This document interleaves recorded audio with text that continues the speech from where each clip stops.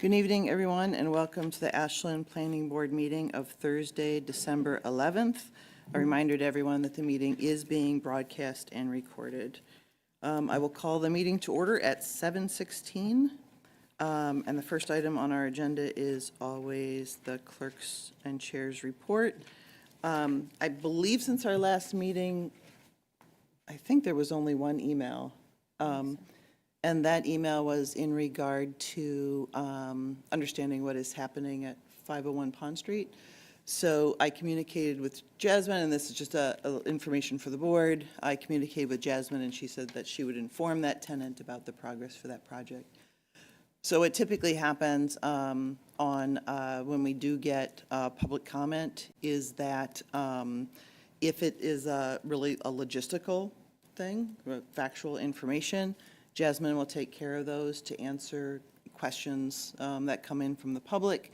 If it's something that is more where she can't really make the call, it's more an insight from the planning board, then we'll consult about it, about how we're going to respond to that email. Some of them come back to the board if they have questions.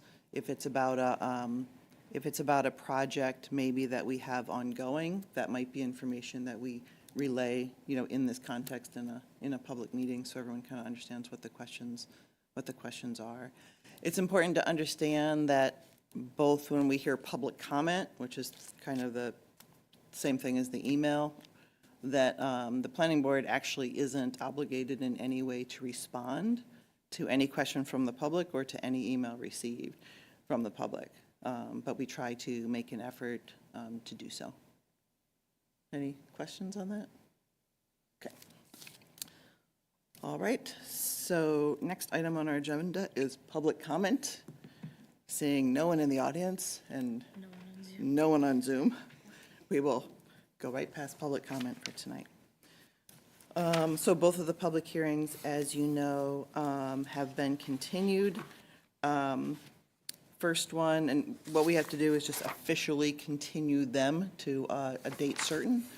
So that will be, it's the 8th, right? Yes, January 8th. Yeah, so our next meeting that we're having, obviously we could be meeting on December 25th, though I think that would be probably unpopular. So our next meeting, which would be the second Thursday in January, is January 8th. But just for a little information, the YMCA is continuing. Obviously, we have gotten a traffic report. We've gotten more information from GCG, our third-party reviewer, and there was information from our traffic reviewer, going back and forth with theirs. But there is a question again about stormwater, and there was information that was given about a waiver for the stormwater. But it seems kind of at the last minute, they may not need the waiver. They may be doing things a little differently based on some conversations that the Y is having with GCG. So in order to figure that out and do things all at one time, probably not to have their whole team here again, they requested a continuance to January 8th. Is that Yes. fair summary? Absolutely. Okay. So, and that's, Didn't they also send a bunch of questions and can we review those and try to answer those questions from that email today? They showed them in bold, is this enough? Does this give enough information so that we can respond to them? I saw the questions in the email. I didn't even have time to go through it because it arrived so late in the day. Wasn't that before That one was 11 o'clock this morning, right? Yeah, it was 11 o'clock, but it was still. Yeah, no, I'm not saying that wasn't, Yeah. I didn't mean that, you had Yeah. plenty of time, you should have read it. No, I didn't mean that, I meant just since we're going to continue it, it might be good to give them the answers to some of those, if we have the They just won't ability. be available, obviously, to answer any questions that you have, but I can relay them. Well, just so we could respond in that email, because some of them were is this good enough, or is this not? Or what more information do you need on it? You just can't respond to the whole board, because then it would be an open meeting violation. No, I don't mean, I thought if we discussed it now, since this is On the agenda. their time of the agenda, we can just talk about those to see if there are anything we could answer, and then Jasmine can reply to the email. because it was in the part where they asked for the continuance, so that, because we don't have the answer to all this information, can we do a continuance? Some of them we can't answer, but some of them we probably could. I mean, I guess we can bring that email up just so that we're all familiar with the questions and what's being asked, to understand. Yeah, it was in like response to, some of it was a response from, that we asked them for. Like one of them was about the trees, like we asked a little bit more, and they asked Like, Conservation Committee, and they said, or some other part was like they went to Concom about it, and they said that's not their purview. Maybe that was about the landscaping in the front or something, but is it easy to bring up that email? Yeah, I guess as a means to give them more information. So if they need to gather more information before January 8th, is what Yeah, you're saying? yeah. That we could say, yeah, we could really use some more information on this. yeah, Or- just, Yeah, because I feel like, I know they're waiting on a lot of stuff from other people, and they're still trying to decide things, but I don't want anybody to be kind of holding anybody out. So it's Okay. really the top, number 1, 2, and 3. Number 2 really isn't a question. But the first one that they asked planning board items that you could discuss tonight would be closure on the tree removal. They had submitted calculations about the diameter and estimated diameter and estimated number of some trees, so they were asking if that was sufficient information or if you require more. They said the YMCA is confirmed that they're amenable to having public buses stop near their front door at pickup and drop-off location. I think that question would be, is that amenable as opposed to a designated drop-off bus stop on site? And then the landscape buffer, they had asked Conservation Commission to comment. They stated that's outside of their jurisdiction. I had responded back to this email already, and when I responded to number 3 was that even though it's outside of the Conservation Commission's jurisdiction, the question was if it impacted the stormwater runoff, and if there would be able to be remediation on site, and I think that was within their ability to answer. So that was my response to that question, that I didn't believe they needed conservation to give that estimate to you. So number 1 is really the one that's open-ended. So I think on number 1, they gave us a piece of paper. Yes, Did they and I give re- anything after that? And I recall I No. responded, I think, to you yes, with and some you did, feedback. and they had said, they just said, well, is that a yes or a no? And I said, well, she can't make that determination on her own, they have to discuss that as a Right, board we would have to at talk a about it public all hearing. together, right. So I didn't give them a specific, I said they have to Yeah. discuss that, she can't, you're one member, you can't Right, speak for the exactly. entirety, so. Wait, I'm sorry, I'm confused. Did you get more information after? There I was was- at the meeting where we asked them, where you asked, like, I hey, can you remember give us getting some kind of, that sheet of piece of paper? paper. And I thought they were gonna come back with something that said like, here's a more close estimate, because you said like, we can't just I draw a mean, map on we can here. find that piece of paper and talk about it. I remember there was some sort of piece of paper that went to me, I thought to me personally, through Jasmine, but I don't recall now. It was immediately after the hearing. was it the same document that was in the drive? Like with the little picture of all the little trees. This one? That's what Let's I'm make sure thinking of, that's I the think. one. Because I thought this came from, Pictures of- was this from the Y team or somebody else? that I don't picture have is it the in my original. binder, That's the original one that they showed us. ironically. But we didn't have this It's part, so under maybe that's what they're trying Number to. 1, Yeah. this many documents back. Yeah, it's the same Oh, there it document. So, Yeah, so I guess the question is, do we all understand all of these written items? It looks like they're indicating the number of red oak and white pine coming down, the exact number. But I didn't fully understand the percentages underneath. I don't know if anyone else gets that. So when I think this is the one that I got over email, where I was just like, I guess for me, it wasn't 100% clear, but it seemed like a step in the right direction. Because I was looking for more specificity about how many trees are actually coming down. And this does look like a nicer summary of the numbers. However, I'm assuming at the next hearing, we can ask them to explain, like the text underneath, the percentages and all that, because I didn't quite understand. On the what all left, that it says total trees estimated is about 317, yeah, so it looks like, 72%, Right. it says, so. yeah, 317 are coming down, or be impacted out of the Yeah. total 440. which is 72%. They're gonna replace 210 trees. Right. And then the undisturbed ones are those ones that are marked on the little map in the orange, like all the color. Those are the ones that are not, will not be disturbed, I guess. Right, which are on that back part of the site. Yeah, I mean, Yeah. I think this is way better than what we had before, so I, for one, think that it's a step in the right direction. We just need them to confirm that we're reading it right. And if all those 317 trees are not 14 inches and greater? Yeah, they're all the big trees, that they didn't Yeah. survey all the, I mean, the little Oh, trees. they didn't survey the little ones. If you look at the upper right hand, they Right, didn't look at the tiny ones. No, so this here, total here is 14 inches and greater is 440. So this map that you're seeing here is literally the trees that are coming down are 14 inches and greater. right, the Dia. larger trees. Those They're- are they're larger ta- trees. They're taking little down ones smaller they ones didn't too, they count. just didn't count it. Yeah. Because they can't count saplings. But this percentage is based on the larger trees, not the Right, smaller so ones. all they're telling you is that of the big trees, this is the number that, if I'm reading this correctly, what they're saying is, of the big trees coming down, 72% of the counted bigger trees are coming down. But they didn't count any of the smaller ones, so, Right, So we can ask or them bushes to or confirm weeds that. and stuff like that.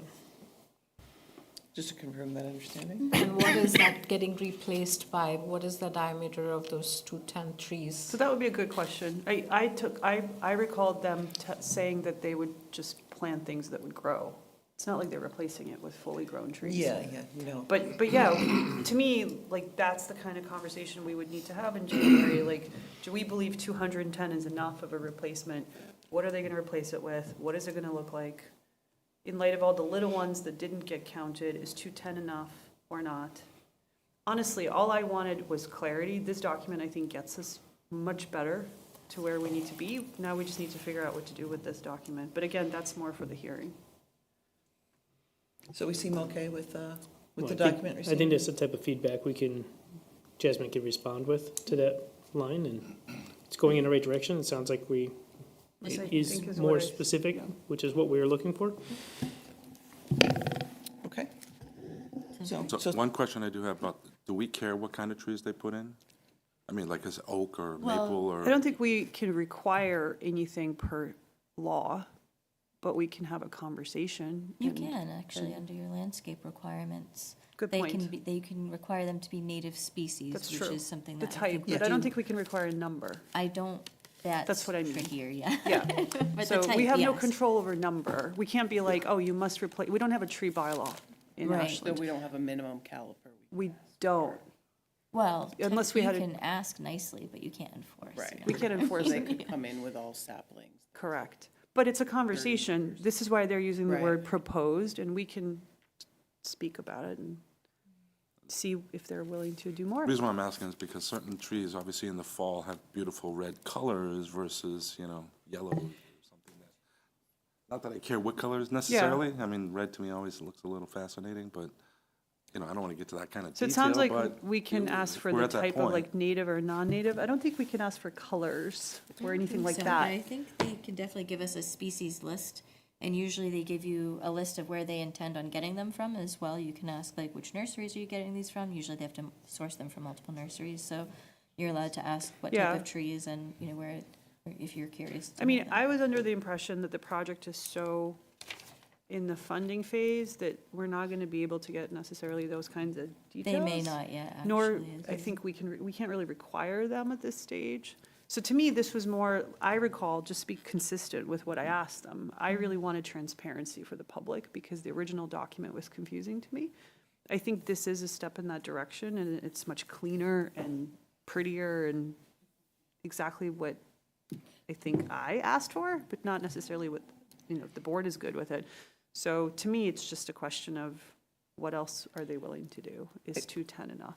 Yeah, I think the questions would be good ones for the landscape architect that they have, who, as I noted at the last meeting, is actually an Ashland resident, at least someone who works for the architecture firm and is he spoke last time about the project and actually several years ago was on our design review the Design Review Committee. He served on that, so he's well aware of Ashland in general.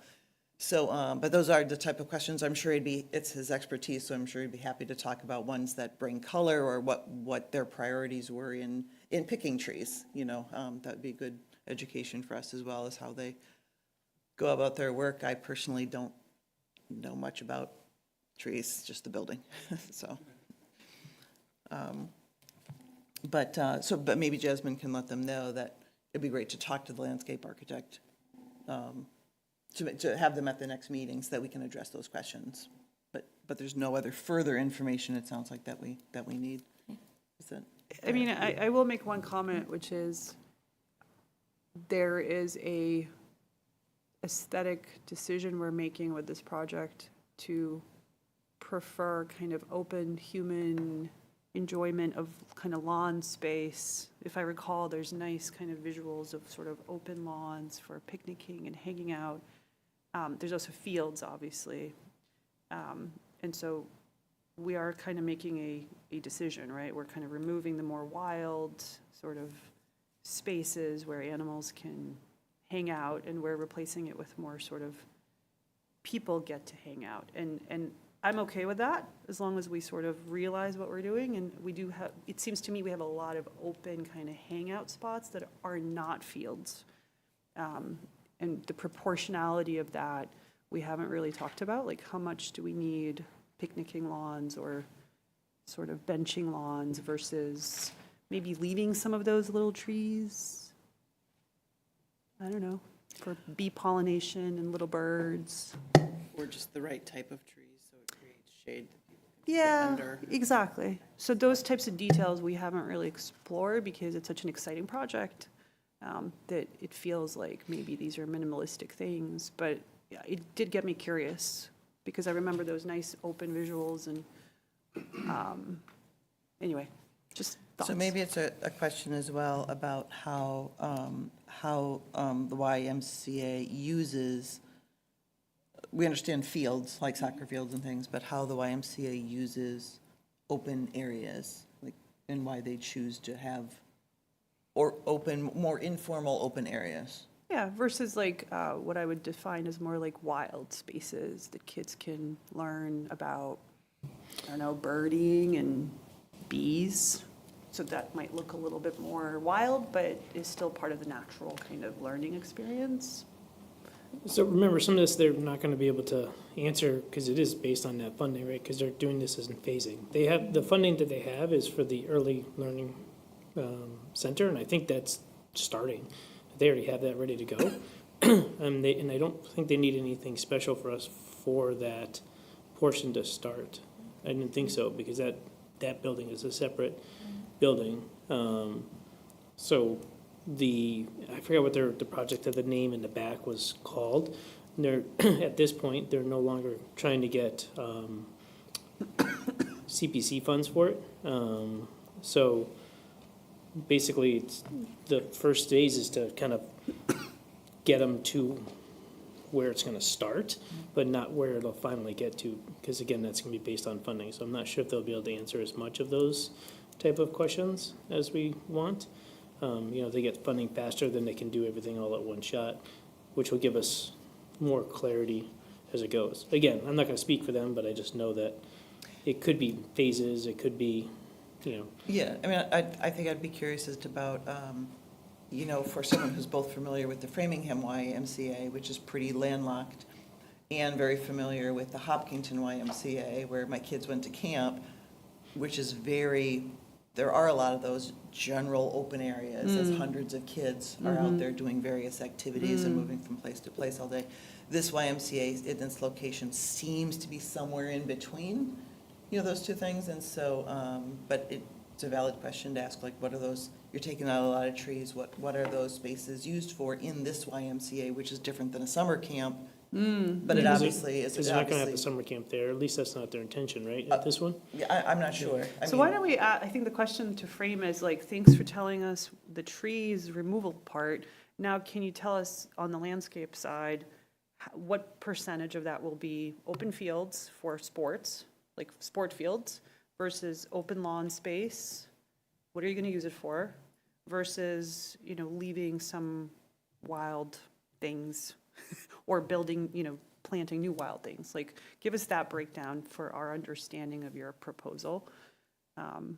It would be sort of unfortunate, I think, to have unnecessary lawn space that's not really used. Yeah, also remember on the sports fields, they're not official sports fields. They won't have any lines or anything of that nature. They're just gonna be, like, people can use them for sports, but it's not like, it won't be a lined soccer field type Yeah, thing. which is kind of how it is at Hopkinton. Like, they just go out there and play. Yeah, it's more just like that. Yeah. I think of, if you know the Kitty Farnwell factory that's on Main Street, they hold lacrosse, like, practice all the time in front of it. In my head, that's more of like what this is gonna be, Right. like just kind of an open field that people can use, and Right, when that gets built. okay. Can we go back to that list, Jasmine? Are we? Oh, I didn't know we had it in our oh, thing. do we? Where is it? Right for me, it's right after the number 1 tab. Oh, there it is. Thank you. The number 1 tab. Thanks to you and Melissa. That's right there. Okay, so, You'd still share it for the people who might The be bus- watching this later. yeah, so closure on, so we talked about the tree removal. Number 2 is the bus stop on the site. I think at least all I was asking, not a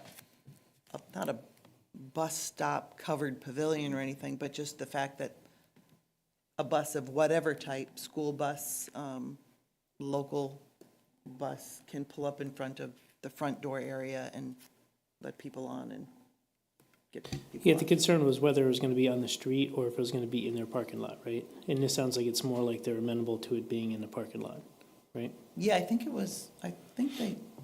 thought it was like by the front door. This Yeah. is front door. Yeah, near their front door, it says, so. Cool. Okay, so as those things develop over time, I assume that's all we kind of wanted to know there. I think that one seems resolved. Landscape buffer, Liver trust. planning ex-concom to comment. I think that's the one that Oh, that's Jasmine the one already you, that's the one responded you had to. just talked about, okay. Yeah, if there's enough space there for basically for the water, okay. Yeah, and then the GCG, we got that, and it sounds like it's a little still back and forth. It seems like most of the items are resolved, but certainly not all of them. So those are the ones that we should focus on as well. So, okay.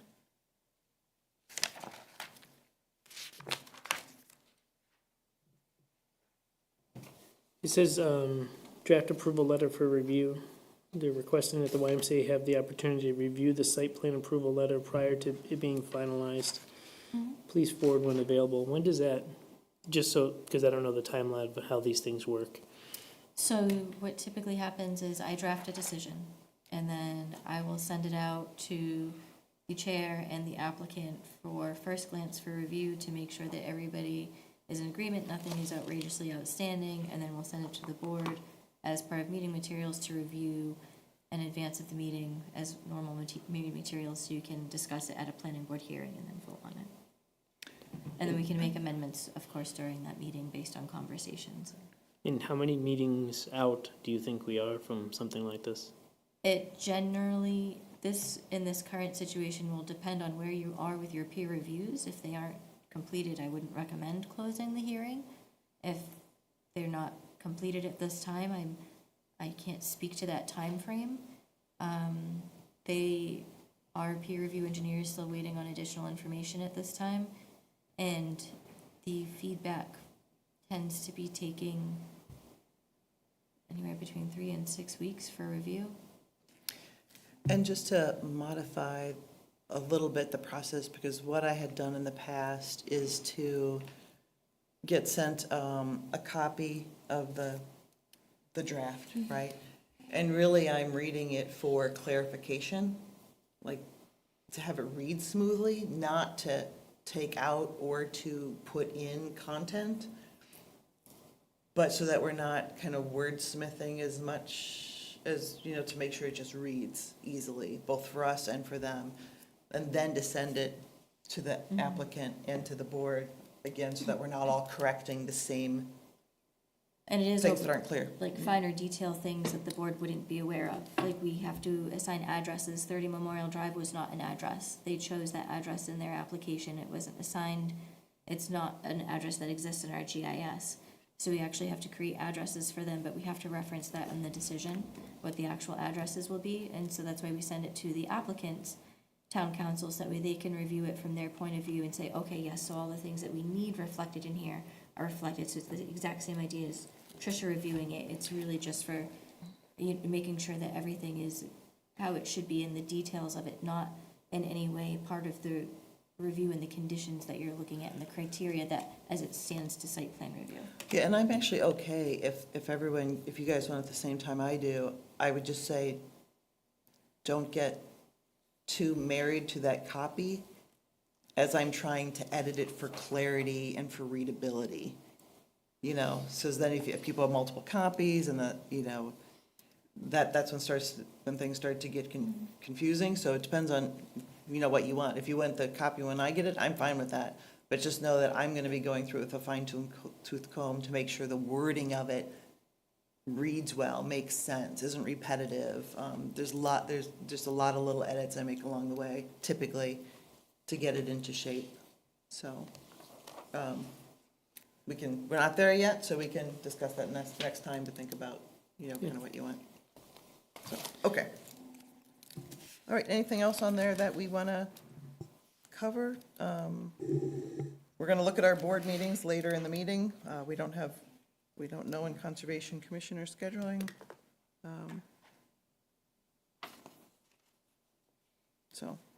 But we definitely have our next meeting on the 8th, so. Yes. So are we moving it to the 8th? Do you think they will come back on 8th? Because you have to submit the week prior to that, all the documents, and that's right during the holidays. Because the email says Jan 9th, but I think our meeting is Jan 8th. Yeah. It is January. Let's try. And this one is, we are blocking time of all our calendars, assuming we need to give due time for such a big project, but this is absolute waste of time. This is the second time that's happened in the last 3 months. And realistically, are we really going to have people come back on Jan 8th when they have to submit documents 1 week prior? Is that going to happen? Submit what documents? Like for your review, for your meeting on 8th, we have to expect give that it the to us. previous week, the documents, so that we could review and have enough time to come prepared. Well, I think the thing that we're hoping at least is that we will have that draft decision look at. to start looking at, whether they're here or not. We're going to start looking at the draft decision and going through, like I said, we have to have text on all the findings, we have to have the special conditions, and it takes a while to do that. So we can tell them that we're going to be doing that, and they should probably have at least part of their team there. I also don't think this is 100% on them, right? Like, when we talked today, I had to sign the paperwork saying I watched the video. You mentioned that Fire was giving responses today, and somebody else was giving a response by the end of today. So sometimes I think we need to put them on a date so that other people respond to it, because if we don't give a date, then they don't, for us, for waiting on town things too. It's not just waiting on Sure. their own company doing stuff. But the fact that they didn't have those responses, they knew it last week, right? Right, they did know it last week, and they asked Jasmine, if you can give us the timeline of how many times you've asked for some of this responses to come back, I think we need to, it can't just be, it's not all on the company, some of it has to be, the town has to do what we have to do as well. No, I understand. I'm just, is it realistic for 8? That's where I'm getting at. It's not about kind of finger pointing at this point. It's just that, is it going to be realistic? Are they going to have all the peer review done? We're going to have time to review them? I guess we have the That is a documents so difficult far. question. Mike Carter, who's the civil review, is waiting for volume calculations. I can't guess how long that might take for him to review once he Sounds like receives things are them. taking a little longer than typical. It has been. And then Yeah, it the has been. holidays is just gonna get worse. And I think part of that is the 40Bs and the work in the zoning board of appeals. But I guess my point is that I think that besides those things with conservation hanging out there, there's still, when I was talking to Jasmine, I was a little bit surprised that they withdrew because I thought we still had a lot to talk about with the traffic report and the rest of the GCG comments that we haven't gone through to kind of see where we sit on things. So to me, the 8th, if we have a draft, complete draft document to look at, including our findings and how we want to word them, we have a lot to talk about, even if we're waiting for some information Okay. to finish up. That's that's where I think things are. Now, if things get too, let's see, because the soccer fields, they've waited into the second meeting in January, right? They're Yeah. continued to? No, I believe it is the second, but let me double check that before I confirm. Can you do that as we? Because if the soccer fields are gonna be back the second meeting in January, then it makes sense for us to get going on this the first. What I'm saying is I think we can continue whether their team is here or not, because it's still our work, so.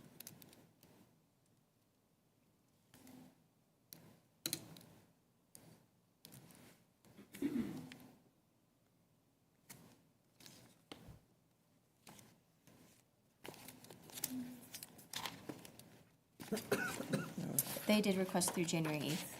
That was January 8th as well? Okay.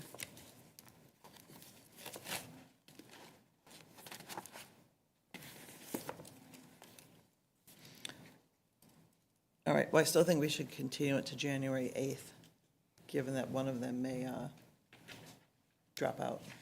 Okay, I can make a motion. I'll make a motion to continue 30 Memorial Drive YMCA hearing to January 8th. Is there a second? Second that, And a roll call vote? Deepa Venkatai. Anna Tesmanitsky, aye. Scott Pelletier, aye. Paul Montesino, aye. And Tricia Kendall, aye. Okay, so next on our agenda is 55 Tilton. If there's anything for you guys to talk about, I will leave the room, but it seems like we're just continuing that again to January 8th. I don't know the reason why. We're waiting on their peer reviews to come in, so they Okay. don't even have their initial peer reviews yet Okay. to begin. Well, I think they have traffic, but they're still waiting for their civil and stormwater, who we are going through a different company this time for civil, so. Okay, Okay, I'll make a motion to continue 55 Tilton Avenue special permit and site plan review to January 8th. and a second? Second. Roll call vote? Deepa Venkatai. Scott Pelletier, aye. Anna Tesmanitsky, aye, sorry. Paul Montesino, aye. Angel Kazadian, aye. All right, we're continuing for January 8th on that one.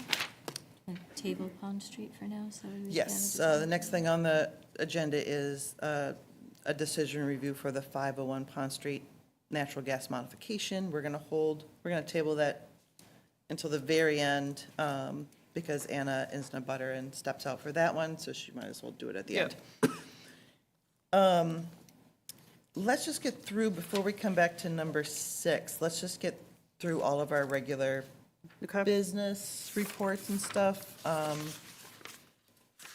Scott, anything from CPC from last time? The last time we met was right before the town meeting. We haven't had a meeting since then. We had some items coming to town, the town meeting. One of them was taken off the agenda, and the other one's passed. So Great. we haven't had anything since then.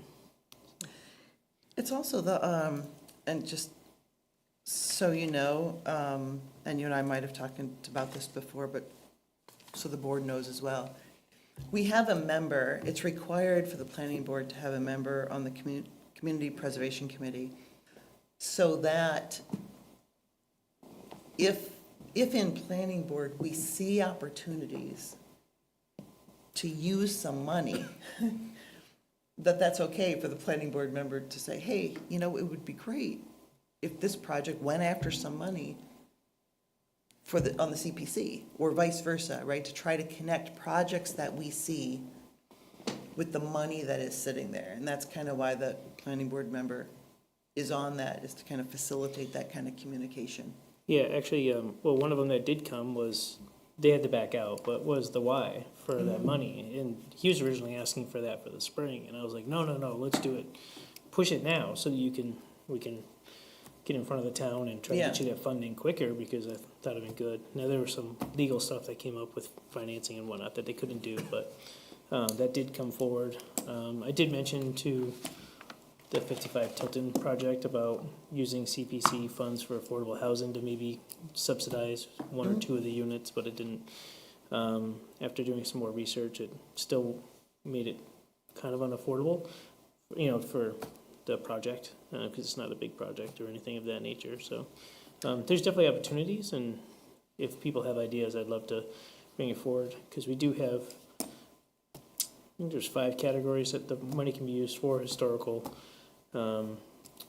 nature, like forest. They use a lot of it for purchasing the land to add to the town forest. There's affordable housing. What's the recreation? There's Open also space. one. Yeah, open. Yeah. I think open space Yeah. is the forest one. Yeah. But yeah, and then there's like an admin one where we can just kind of do general things. But it does come with some rules that go on there. Like there has to be an easement that basically says if you use this for something else besides what the is intended for, basically we can get our money back, or like it's an easement on the property. So Yeah. so it does come with some little red tape, but could be a good way to get some money for a project, depending on what they're doing. Yeah. Like they changed the dirt in the softball field for the high school. Now they use CPC funds. Wasn't a lot either. It was only like 25 grand, but they did the project. So Yeah, so it's good for everyone to kind of have their ears open for that kind of, because there's a lot of money sitting there, that can be used when the right project comes along.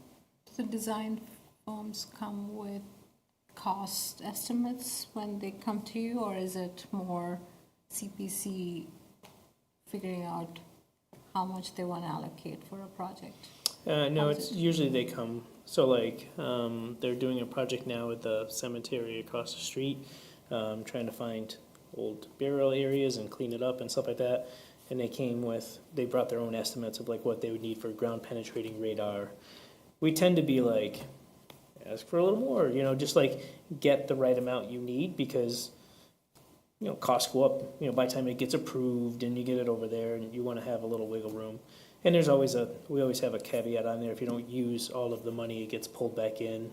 So so they come up with their own estimates that they present.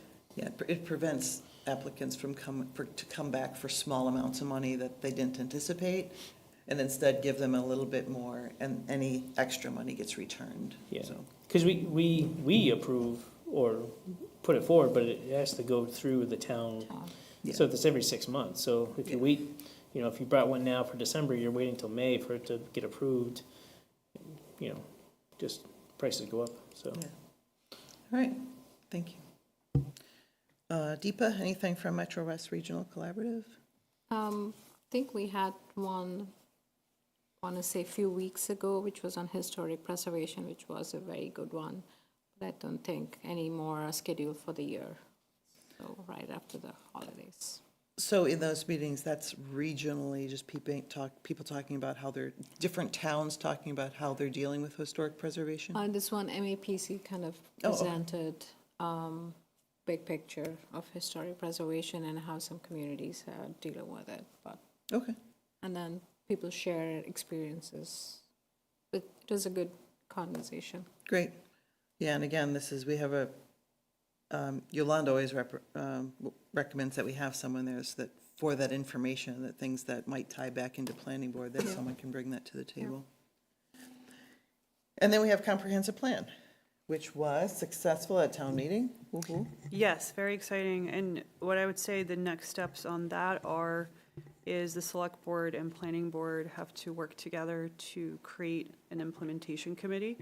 out of the comprehensive plan process, my recollection, and Tricia was there as well with the discussions we had with the consultant, there seemed to be some understanding in the room of the fact that the implementation committee ideally would not be as large as the comprehensive plan committee. I recall less than 10 members, was my recollection. I think 5 to 7. 5 to 7, less than 10 people. And the concept would be that the planning board with the select board would create the implementation committee soon. And ideally would seek membership from the comprehensive plan committee so that if anybody on the comprehensive plan wanted to participate, there could be continuity in people on the implementation committee that were part of that. If they are interested, obviously we can't force anyone. And then obviously opening it up to a wider public application process and figuring out what kind of applicant we need on the implementation committee.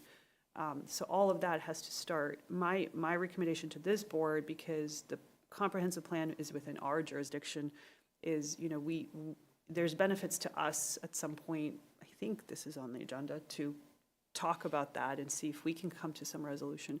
The alternative is I'm more than happy to reach out to Yolanda on the select board and try to kind of put it in writing, like what I just said, and sort of put it in memo form, assuming she's interested and Tricia thinks it's a good idea, so that at the next planning board meeting, we have sort of an outline that Yolanda and I maybe can agree to, and then ultimately we should go to the select board, have a meeting with them, vote for it, and start the application process to create the implementation committee. And the sooner we do that in January, in my opinion, the better, so that we get it out of the way, because we're gonna get really, really busy. And we need to get that implementation group going. So that would be my recommendation as the next step. Either we as a board draft something, or I can reach out to Yolanda and sort of put together a very brief summary of my recollection, her recollection, and then present that to both boards. I'm definitely okay working with Yolanda. Or if you want to, that's fine too. I mean, I've been on the comprehensive plan this whole time, so I'm more than happy. And I can certainly show you my recollection, which I think we just agreed to. So I think it's a few sentences of bullet points, 5 to 7, appointment, reach out to the prior board, see who's interested there, figure out, those people obviously should be part of it if they want, and then opening it up to the public and figuring out what kind of person together. Yeah, as the I think select it's a board we matter want. of if you can work with Yolanda to come up with a kind of framework Yeah. that can be discussed by both boards to see if Yep. it's acceptable, and then we can go from there. Because I agree that we have this thing now, we want to use it Right. on day one, right? We Yeah. want to start right away. Yeah, and I using can it, reach so- out to her. She might be too busy around this time, but I can tell her that ideally, if she and I can talk informally and I can bring something to you guys, like these are the bullet points Yolanda kind of remembers. I don't even know if she's interested. I'd have to ask her. Yeah, so why don't And, check that Yeah, out. I can and- do that, and then we can go Okay. from there. That sounds good.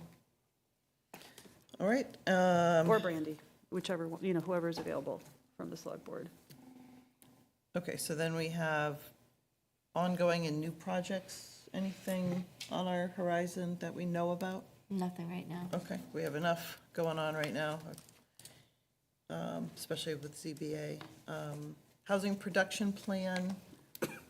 Has anybody reached out to any of you for interviews? Yeah. I was called. Okay, and good. had I had reached out. I think I'm going to do mine next week. Okay, so I believe they've wrapped up their interviews. They should Oh, have already. I think mine was supposed to be yesterday, and I rescheduled it to next week. They are still wrapping up their interviews. Okay. So we've been collecting data Yep. on the town side Great. and providing that to them. So they're moving on track for everything that we set. They're on schedule, so we should be.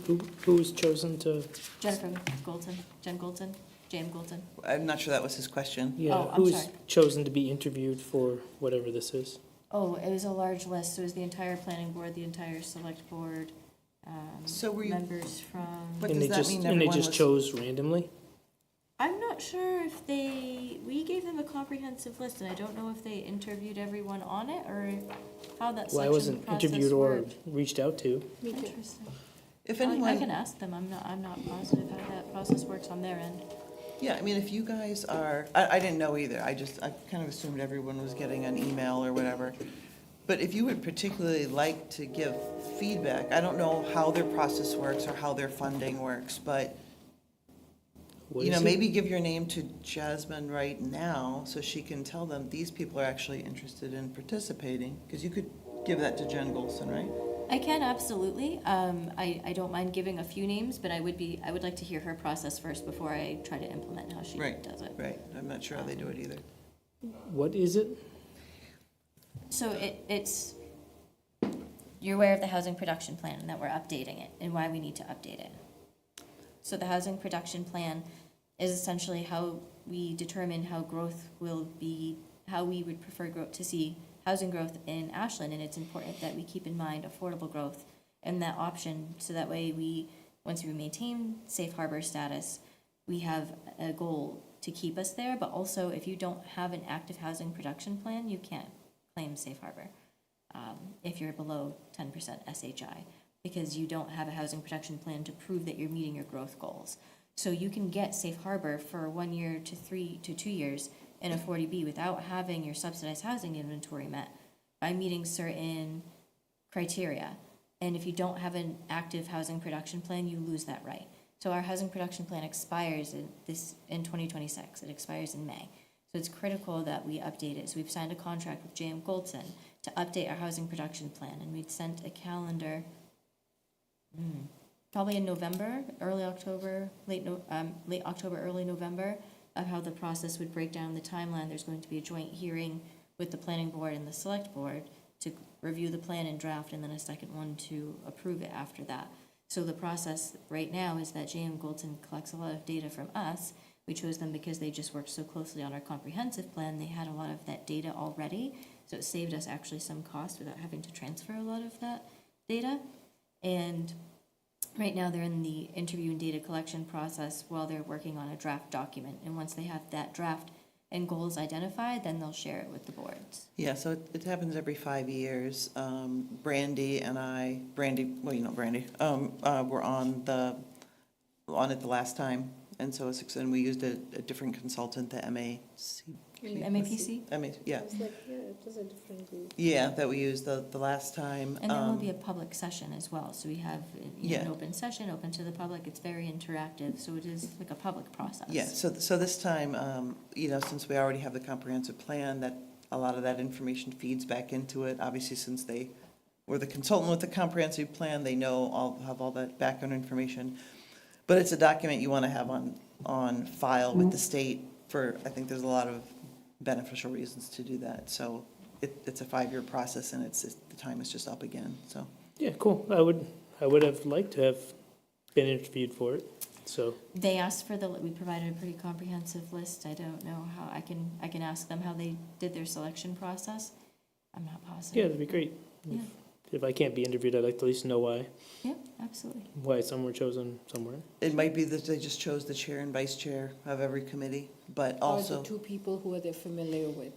or Yeah, the no, two I people understand they're that, but familiar- I think sometimes I have different views on. But that said, No, if they have opening in there, because there is a certain funding mechanism that they'll do so many interviews, but if there's openings to that, I think it's fair to say, if there is an opening, Scott would enjoy that conversation. Absolutely. Is that possible? And it's not your only opportunity for the conversation. You will have other opportunities to share your thoughts on the process. But the whether one-on-one. that's part or not. Yeah. So I is mean, that you also something? have to remember, certainly reach out we with as a planning board are vital participants in reviewing this document.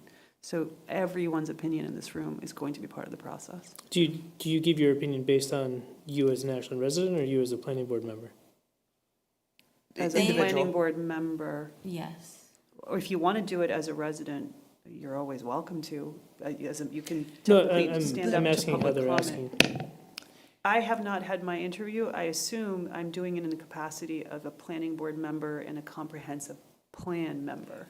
And I'm guessing that's why I was chosen, because I'm vice chair of the planning board and I Yeah, was on the the- comprehensive plan The for over questions 3 years. the question they ask is, obviously, they obviously have to do with your experience on the planning board. That's why they got your name, right? But it is your individual opinion. It's my opinion about how I think what I see the issues being, it's not taking a survey of the board and expressing an opinion, it's my opinion, based on my experience, but it is just one opinion. Then that comes, like Jasmine said, it will come before the whole board to discuss as well. But it is something, like you said, if you would like to be able to offer your opinion as a member of the planning board, as a resident of Ashland, then Jasmine can ask if they have some openings for that, if they're willing to. I'm sure to they open will. it up for a few more. So I think that's valid. I'm sure they will. All right? So, okay, and the next thing on the agenda is, well, just updates on 40Bs and SHI. Nothing is, the 40Bs are getting, We two of them are anticipate getting closing them, close. Yeah, the 22nd and the 23rd, we anticipate closing 2 of those hearings. yeah, so if you haven't,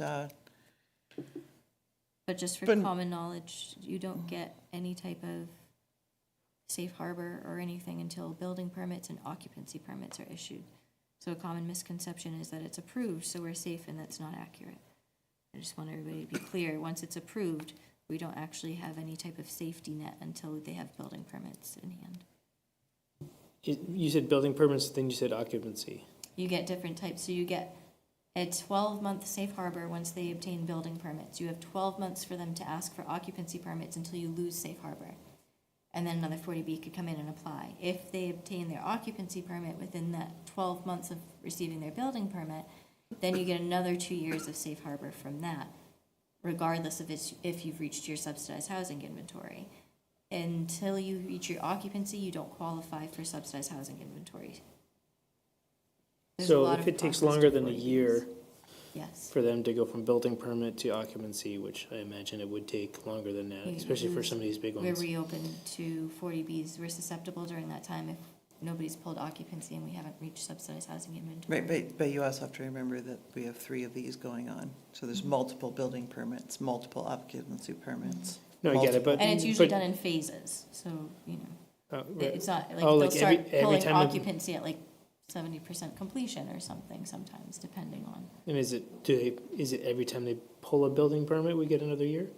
No, it's from the initial, they From the get first building permit? from the first building permit.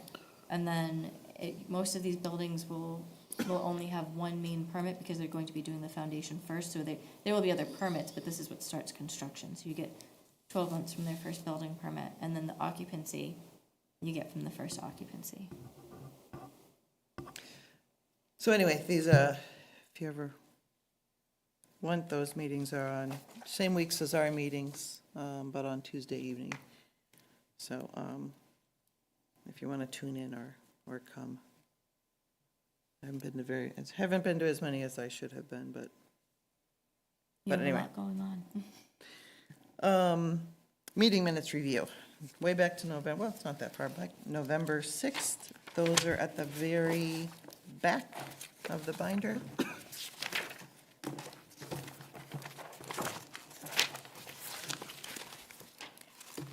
This was the meeting where Angel joined our board.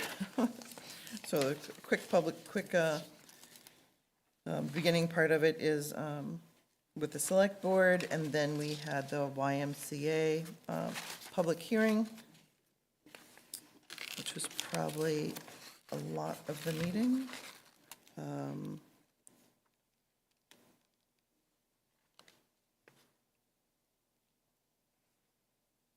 Then we have the Pond Street Extension, Oregon Road, cell tower.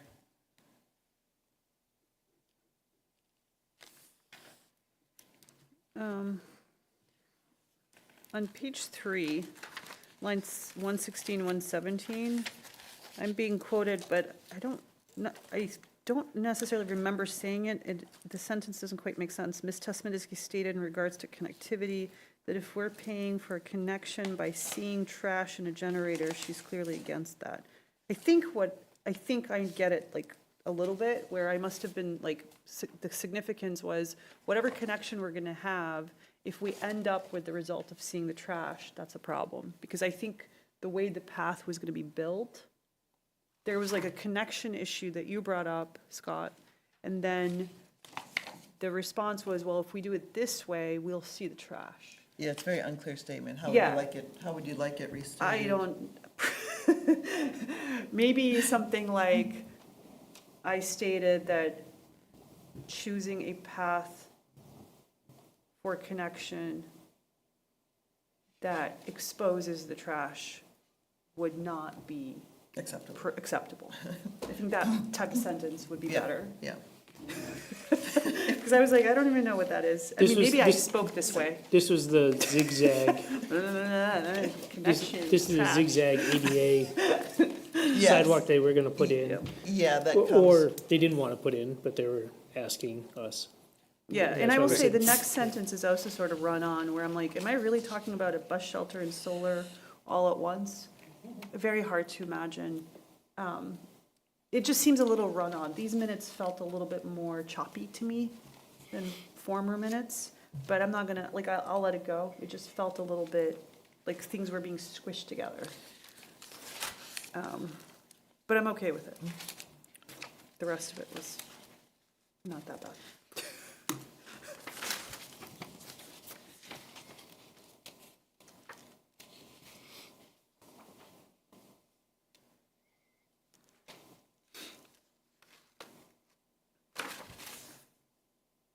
Other than that, I have no changes.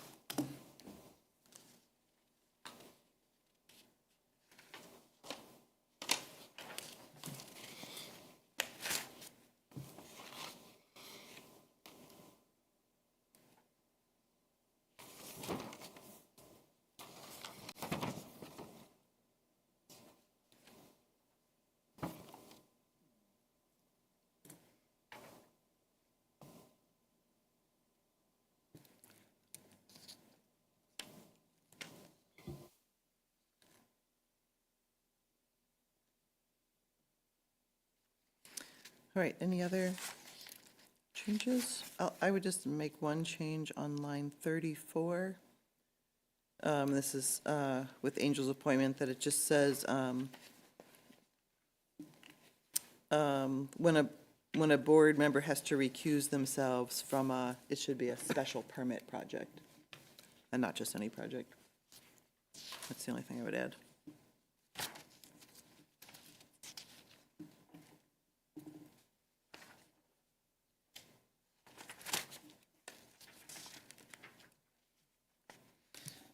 Any other changes that anyone's noticing?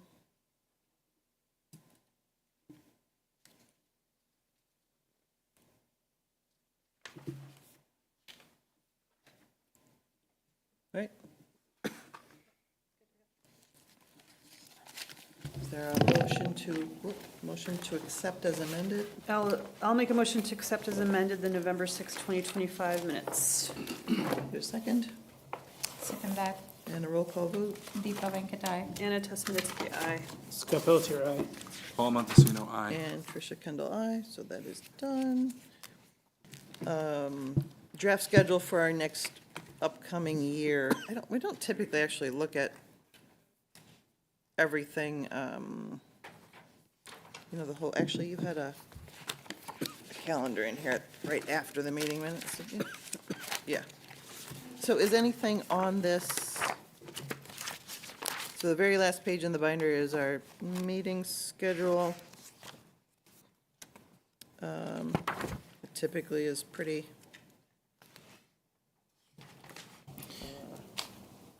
I'm not By gonna the be, book? I'm not gonna be in town on the 8th. Do we know, because I've already did my video one time for Tilton, You can only miss one hearing in order to vote on it. right? That's why I'm asking. Can you attend via Zoom? That counts. I'll be 5 hours ahead. Like midnight. I can ask them if they would like to continue again. Well, I know he doesn't want to. I know he's He waiting on may the want to thing. for the vote, yeah. for him to be able to have a 5-member vote.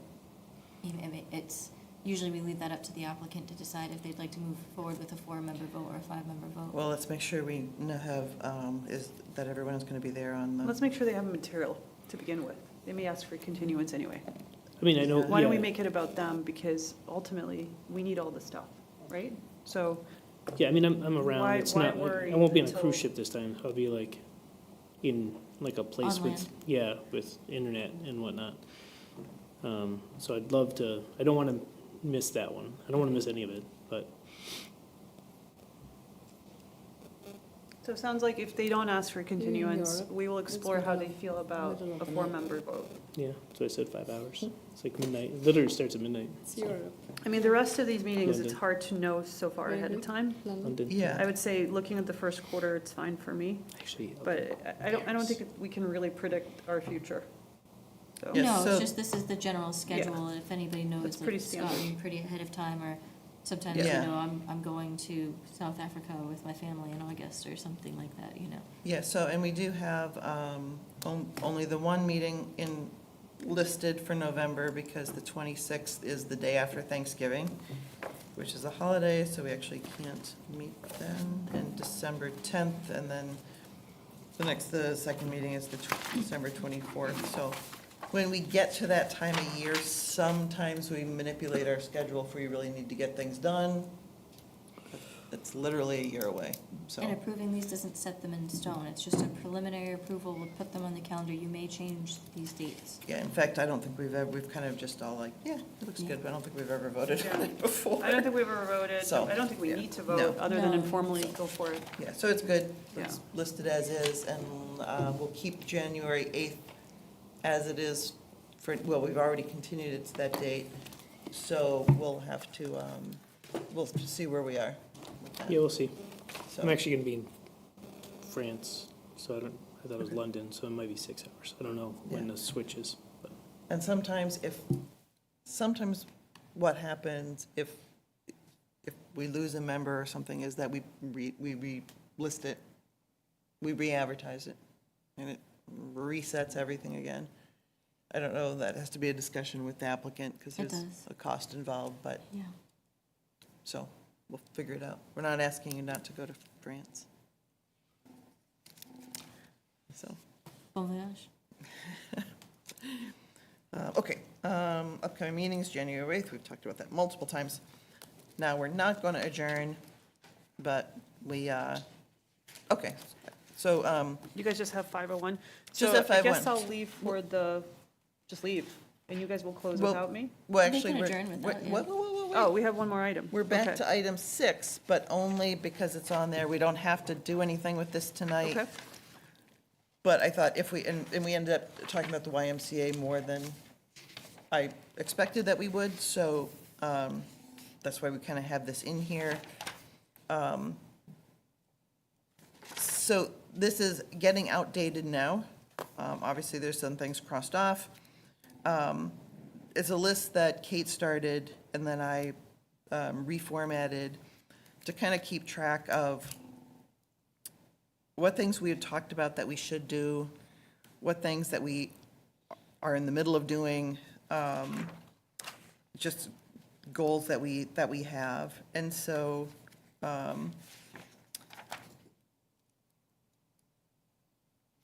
yeah. What I'll Like a lot say of is, these. I've been talking about the downtown hotels forever. I know Scott is interested. It sounds like you're also interested. So now we have 3 members of the board who are interested. I think the 3 of us working together would violate open meeting laws, but 2 of us working together would not. So why don't we, I mean, Scott and I were gonna start to like do some research independently and then pull it together in the memo, where I was gonna start doing that. I think the best course of action is to just like pick 1 or 2 items on this list that interests you, or if you have other things to add. But to me, that's kind of I keep coming back to that item. I think that's my next thing after the comprehensive plan implementation. Yeah, and we'll have to ask a little bit, because even, I don't know exactly what the requirements are, but 2 board members can definitely informal, like, talk about hotels and whatever. But, you know, it wouldn't be a formal designation by the board that, hey, this is you guys' job, because once we do that, you're now a subcommittee Correct. that needs to Yeah, have, yeah, that needs to no, have yeah. public hearings. That's what I mean. Public meetings. Yeah, So informally. if it's an informal exploration Exploration, on your yeah. own, you might do it, you might not, that's fine. I guess what I'm saying is, after we're done with the comprehensive plan implementation, that is my next to-do. Okay. is the hotel thing. So I will own that for next year. If somebody wants to do some research and casually forward it my way, I'll take it. From what I recall on this topic, it's fairly straightforward. Our current zoning prohibits hotels downtown. So it's as straightforward as looking at the bylaw and removing the prohibition. But it's more complex than that, because once you remove the prohibition, you do need to come up with some design concepts of what should hotels look like downtown, right? And so most communities that allow hotels in downtowns contemplate that. And there's oftentimes resistance in the community to a hotel concept, because there's a lot of assumptions about what hotels can do and what kinds of quote-unquote problems hotels can bring. And so design becomes very, very important, and what it looks like and all that. And there's policy items such as, will there be increased crime? Will there be increased tourism in a way that brings on challenges for the police department? Is there going to be quote-unquote parking issues? Is there going to be, I don't know, some sort of inappropriate behavior that hotels attract? Public will sometimes fear all those things, and they all need to be talked about with the planning board, so that if we do change the zoning on this, we are doing that transparently and openly, and we understand the concerns the public might have. Yeah, so I would say So obviously. those would be the things you would see in a memo.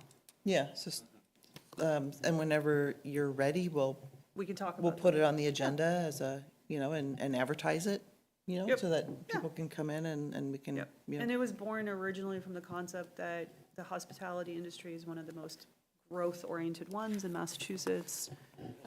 And it would be a good counterbalance to the fact that this community seems currently fairly much against the Airbnb concept. At least this board seemed to be anti-Airbnb before, in the prior version of this board. And so if we're not going to kind of regulate Airbnbs or sort of motivate an allowing of them, this was, and that came up in the context of accessory dwelling units being utilized for rentals. We had this deep conversation as a board with Marcelo against that idea of opening it up for rentals. If you have accessory dwelling units, they should not be for rentals. At least that was the feeling on the board, and so the hotel thing is a way to counter that. so let us know when you want it on the agenda. Sounds good. But I just wanted to inform the new members. But in looking at the rest of the things on here, I think, again, I can go through this and take off a few things. We have let's just, run down them kind of briefly, because there's really not that many left. The tree bylaw, that's a sustainability thing. They had come before us several times about a tree bylaw. I don't know if they're currently working on it. It's not something the planning board, I think, it seems to be more in their court, that we would work with them, offer advice, not that there has to be agreement.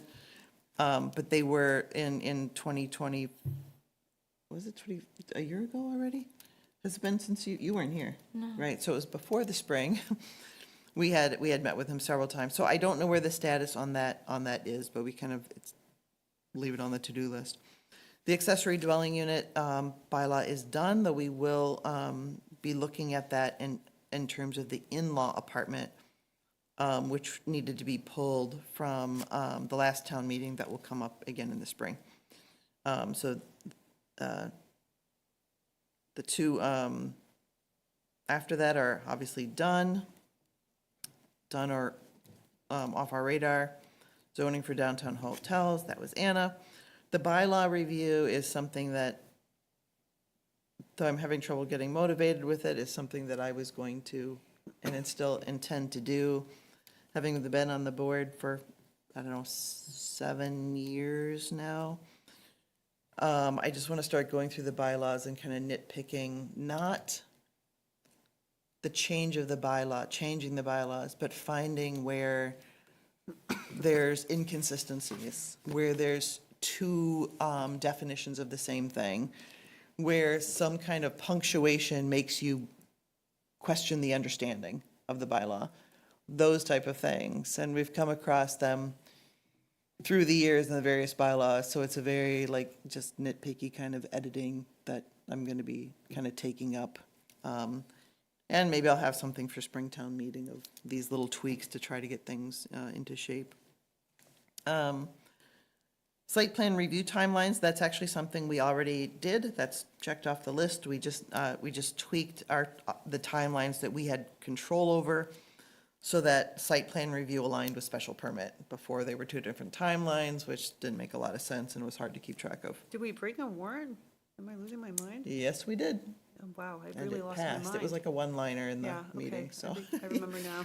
yeah. It was a quick one. There was Yep. a bigger bylaw that we Great. were talking about at the time.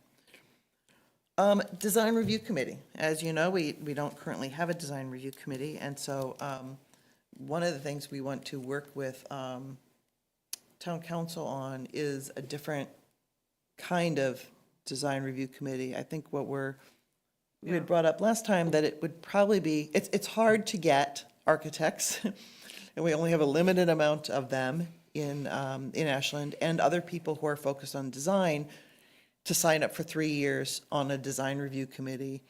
It's a lot of hours, and you can't tell ahead of time if you're really going to have that time.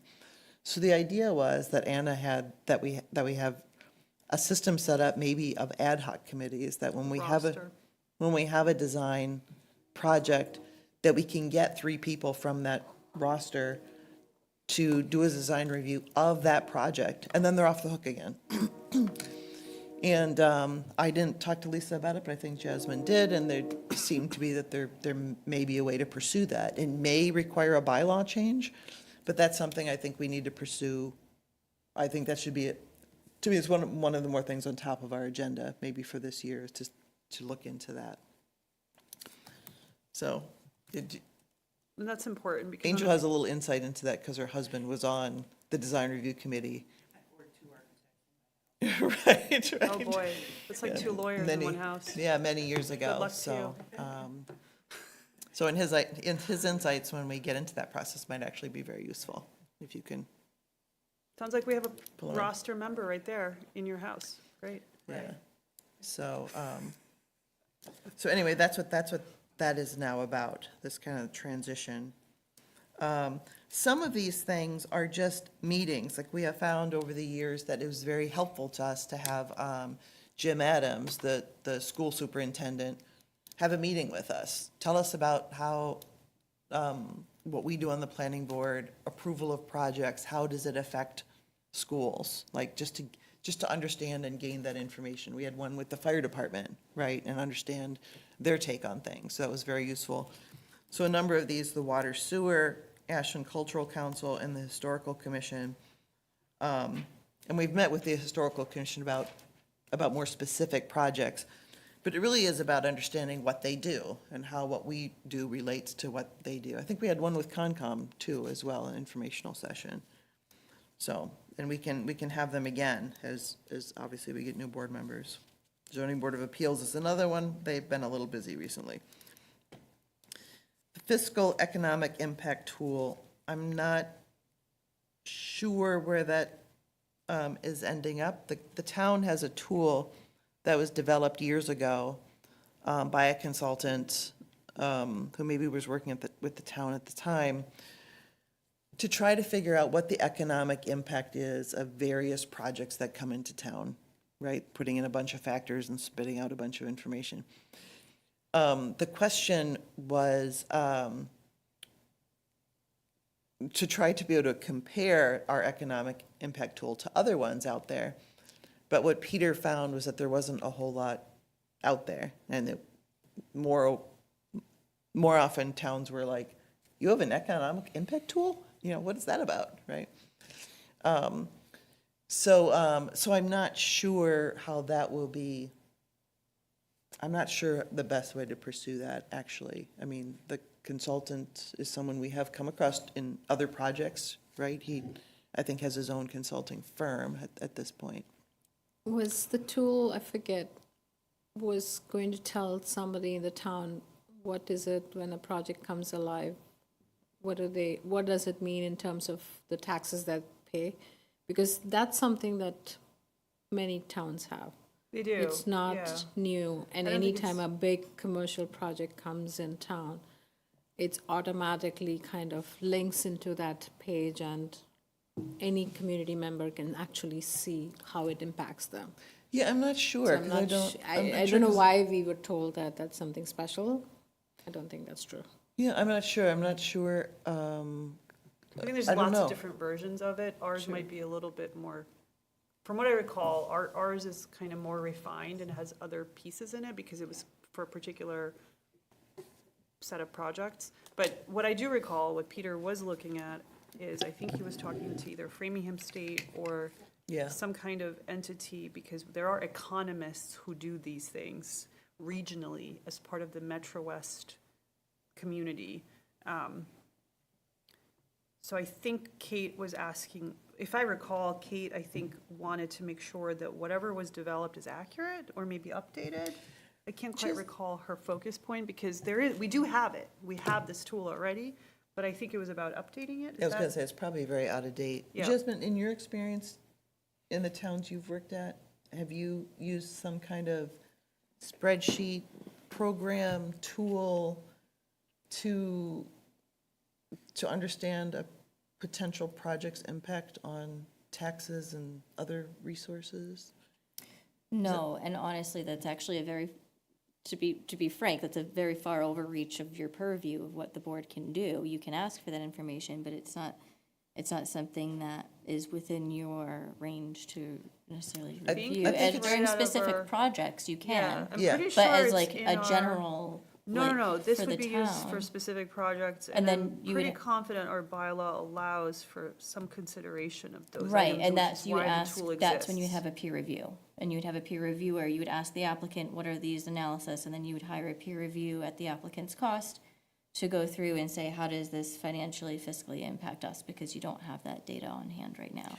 I don't know how I don't know if the tool was developed for the planning board. I don't think it was, but I don't Yeah. remember. I'd have That's to ask not Peter. anything anybody's, maybe. But Here's our what I'll say. bylaws, I'll say but that- our bylaws, Yeah. but our bylaws do, I mean, this has come up very recently, even in terms of the YMCA, right? The bylaws do refer to Right, as long as the it's tax project specific, implication. yes. So again, we're wondering, you Yeah. know, if other towns, We usually, have other something like towns do this. it on a project-by-project basis. You don't have a large database that has a collection of all of that Oh, well, data. that's what right, this that's is. what we're This talking, is that's what we're project to talking about.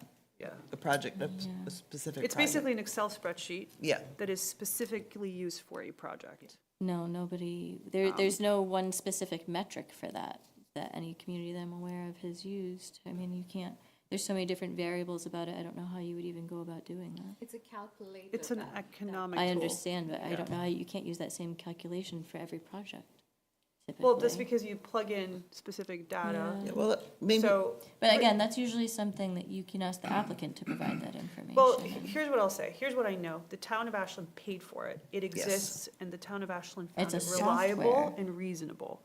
And it was used, Yes. literally. And therefore, I think as a good faith point, we already use it as a community before. Therefore, it's valid, and the statute allowed it for that particular project. And we have it. I think Kate's point, if I recall, was that it needed to be updated for current use because it was fairly old.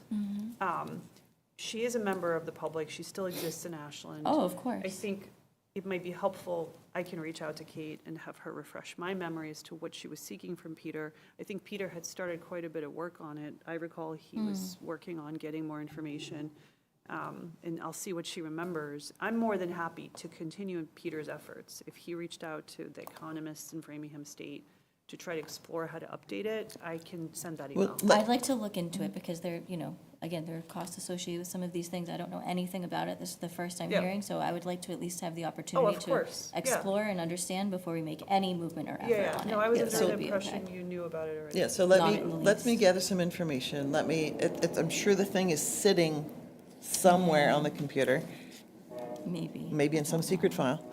I will ask Peter where to find it, and Yeah. what the thing is even called, and then we can go from there to see what it's, to see what Now, it is. is the point of looking at the economic tool to decide if a project is worthy of a positive vote or a negative vote? I think that it was to try, and I don't remember which project we were really looking at it closely, but it was to try to kind of verify what the applicant was telling us about the project. Like, it's going to generate this much money, it's going to have this many students in the school, it's going to whatever. And it was our way of saying, well, on our tool, it kind of says something differently, or it doesn't, or it, whatever. So, but the tool was developed for Ashland. I can't remember why, before my time. And then kind of stayed on as something that we could use, and then that's why it's likely very out of date with its numbers and assumptions. But I do know that we have talked to the person who created it since then, who I believe now has his own consulting company related to this. That information, again, I'd have to get from Peter. I don't remember. I think Peter was one of them who was using it. Other thing in my head was our Michael. Michael had access to that economics development. Yeah, so anyway, So- so that one needs a little research to see Yeah. if it's something that can be. And Peter, if you did not get it, was our previous town planner. So we talk about Peter as if all of us know it. That's right. Talk about Peter as if he's still there. Okay, next on the list, comprehensive plan. Oh, okay, we are done with that. Because the next one is comprehensive plan implementation. That's the one that we're looking at now, which we've already talked about. So that actually is already rolling, about how to do that. Planning board process, this is always up for good discussion, not tonight, please. How to make meetings more efficient, best practices for long projects with long continuance or repeated continuances, perhaps. Review of decision document templates. We're always trying to kind of make them better, more clear. Yeah, codification standards for outdoor dining, sustainability, those are some things we had worked on in the last 5 years, just things that came up. That's with our sustainability best practices list. It's just a suggestion, it's not a part of the bylaws. And public engagement. So these are just kind of general things about how the planning board can improve itself. The next one, Charles River Flood Plan Bylaw, that was done in the spring. Yeah, I think that one was done in the spring. Changes to projects after planning board approval. This is something a few projects, in fact, it's typical, as you know, right, that projects always change during construction. Whether it's a house, an addition to a house, an interior renovation, or a big school, or they're always going to change in process, because that's just the way it works. So how do we, as a board, if we approve one project, how do we know when a project has to come back to us for a certain scale of change?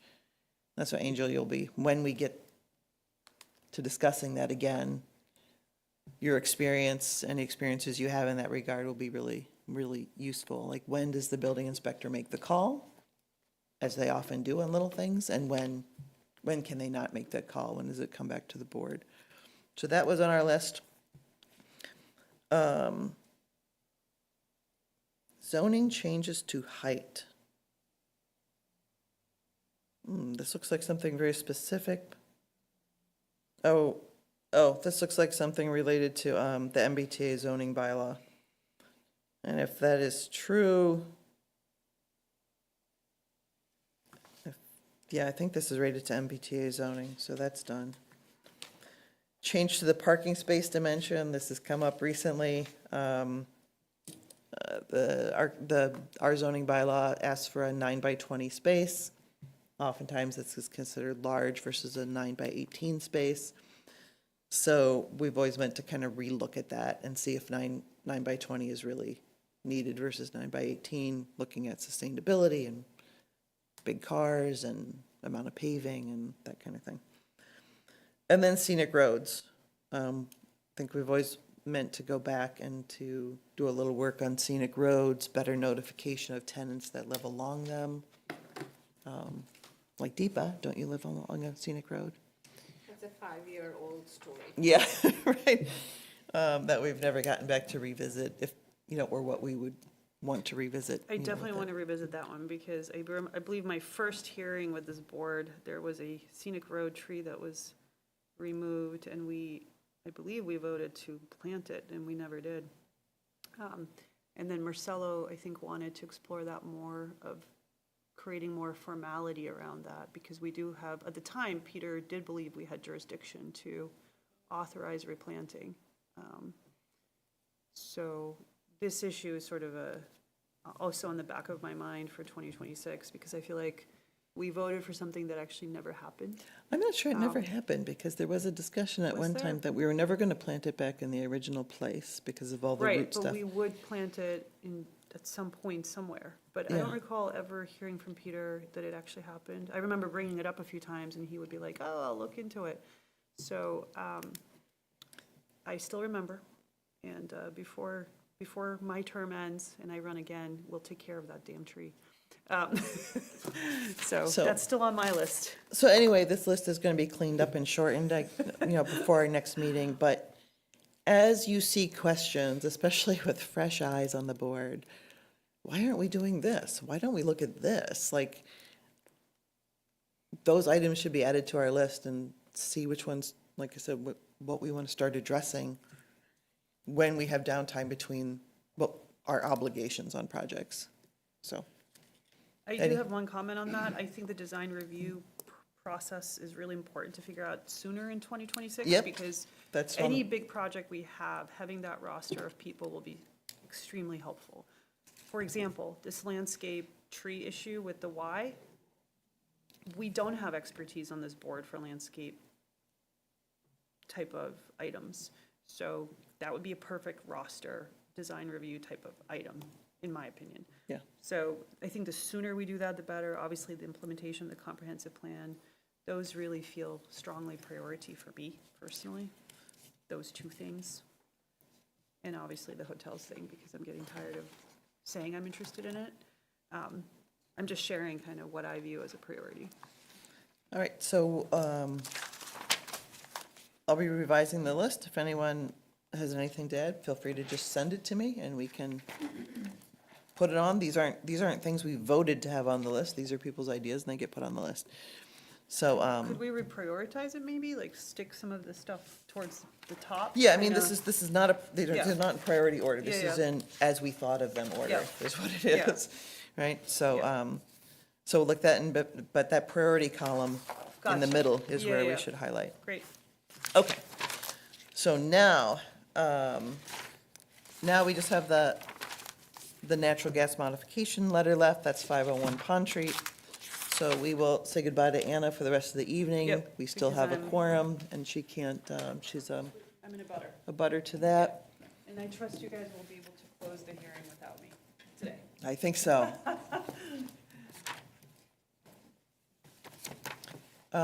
So, on the letter, just so you know,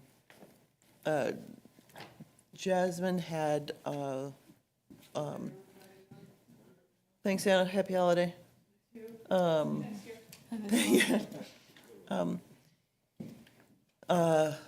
council, it was Lisa, right? Yeah. Lisa Mead, our town council, reviewed it.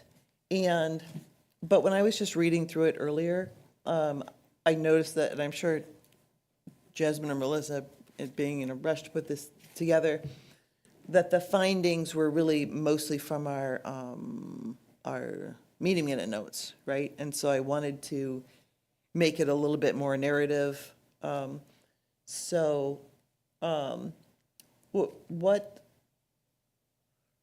Basically what the second part of it is written by Lisa, and I didn't change that part, right? Those 4 points were listened by, these are just the findings of like our understanding.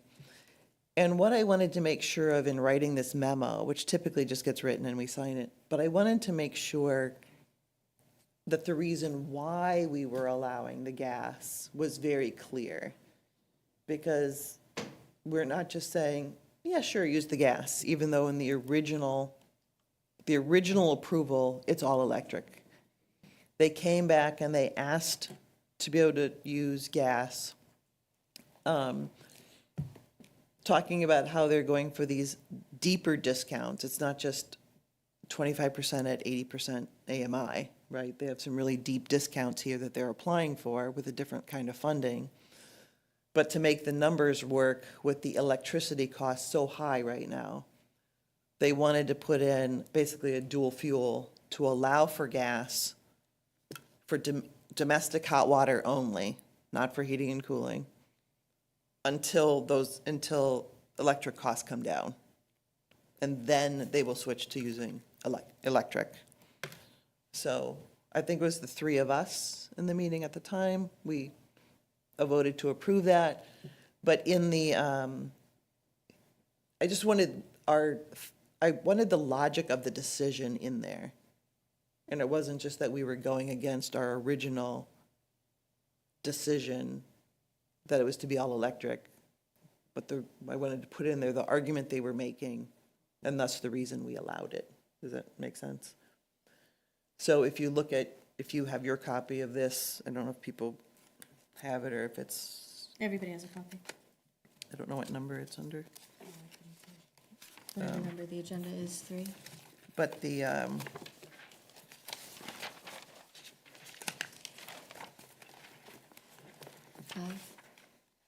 oh, yeah, it's under 3. But so the yellow is just in the findings, which is our summary of what happened at the meeting. And those are the parts I clarified. So we had, Right, so you just summarized our thoughts. yeah, most of it was in there, and I kind of just went through it and, like, for instance, it said that they seem happy with it. This proposal checks a lot of boxes, checks a lot of boxes, right? It was from the meeting minutes. It wasn't our findings as a board in our voice, right? Yep. So that's why I left most of it in, because it is a summary, but changed it. And I also looked at the, I also just looked at, for the numbers, looked at the document that they provided about their proposed plan. Is this the same as that? Yeah. No, no. What you have is my version. Oh. What is shown on the screen is Trish's edits. Right. So you have my version that you received, and then up on the screen are Trish's proposed edits. So you'd be voting on what's proposed or discussing what's proposed rather than what's Because that has, Yeah, the yellow is where I changed it, okay, right? yeah, Because you see what I mean in Got the it. original text, it just, yeah, no, that's much clearer. so, and then, for the, when it says about the rates, I went back and I used the things that they had on their, what we approved the last time. Market says market rate approximately 15%, workforce approximately 25%, affordable approximately 60%. That workforce was up to 120 AMI, affordable was up to 60 AMI. Like, that's what's from this document. So should that say the board made the following findings? Is that the right? Yes, this is what was discussed at the meeting, so It these was were the findings discussed, that you but made. this information was shared by them to us.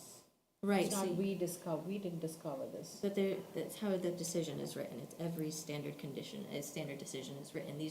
The board discussed it, and you found that after they presented you, these are the facts of what they showed you. It's pretty much, these are the facts of the case.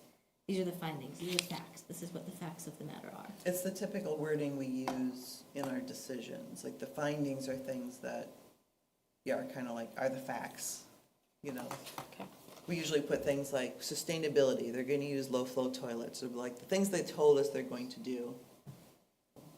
So did they set a threshold for what that electrical rate needs to be to kick back, or is it just vague? It's basically as soon as, and this is in the bottom portion of it, this is Lisa's, so. No, this is actually, I wrote this and Lisa approved it. She Okay, didn't write it, okay. I wrote it and she reviewed it. So the following the deliberation part is really those are really the conditions. So number 3 says, if at any time electric domestic hot water becomes more cost effective than propane gas, the property owner shall convert the building. I'm sorry. What we're reading up here is what you wrote. What is here is what you wrote. And it's not everything yellow is different. Okay, well, all right, let me explain again. This document went out. I was reading it today. And the first part of the document, where it says findings, right? The first part of the document, the 1, 2, Right, but I read like the first 3 lines of the yellow part are exactly the same words. right. Right, The- but she just right, said right, so- the section. So 1 through, the first part, 1 through 6, right? These are the findings, these are the things basically came out of the meeting minutes, like almost word for word, right? And if you read those, I don't think this is how we want to present ourselves on this document, right? It doesn't sound right, right? So I modified 1 through 6, that's my yellow, I'm indicating the parts that I changed to make sound better. But you like the applicant has applied for, that whole thing is exactly the same up until the Okay, word okay. the applicant. So that's what I was just confused by. Okay. Like, if you didn't change something, then Okay. like, I just I- wanna, like, you I- changed the applicant to, it was wind development, Then which I is got the fine. highlight of it wrong. Right. Okay, but that paragraph is where I started to manipulate So from the things. state, and then you has, so Jasmine wrote, tax credit funding from the state. And then you added, and noted that the state has previewed their application and seem happy with it. Well, that's what they have and seem happy with. I keep wanting to change and seem happy with it because it seems a little weird. But who has that? What? The applicant. The In their applicant wrote that to us? Is that where that came from, Tricia? The applicant? It's on the copy you received. Yeah. No. And say seemed happy with it. It's in there. Yeah. I would like personally to still take that part out because I think it sounds weird. Right? It's just in a different order, though. Yes, because I revised that paragraph. The yellow, I guess I didn't fully, maybe my, Like, I'm just looking for the changes, and I'm not, like, that's what I'm having a hard time seeing. Okay. Like, if it says, see, they seem happy with it 2 sentences later, but you moved it up, like, I guess I'm trying to understand the difference from what you wrote and what is written there, and that's what I'm trying to understand. And so this has 5, 6, that has only 5. And it feels like maybe better to look at that copy, because this is very confusing. Do you want me to print this for you as well? But what's so besides the overall tone change that you want to do here, that's what you're asking to do? yeah, I mean, if everyone can see up on the board. Okay, so okay. I'm just gonna read it. I'm gonna read the one on the thing. In connection with the financing and funding efforts as presented, the applicant continues to work to advance the construction plans and specifications for the development of the project, right? That's the same. Yeah. And granted, this is what someone recorded in the meeting minutes. That person wrote it. The meeting minutes person wrote it, okay? Because it's from the meeting minutes. Then, and I guess this is the same, the applicant has applied to EOHLC's low-income tax credit funding and are waiting notice of award or no award. Is waiting notice of award, okay. And then I took out letters that say, I took out a little bit of text that wasn't needed there. And just said, which is expected to be announced by late summer, right? Then it said, when development is seeking.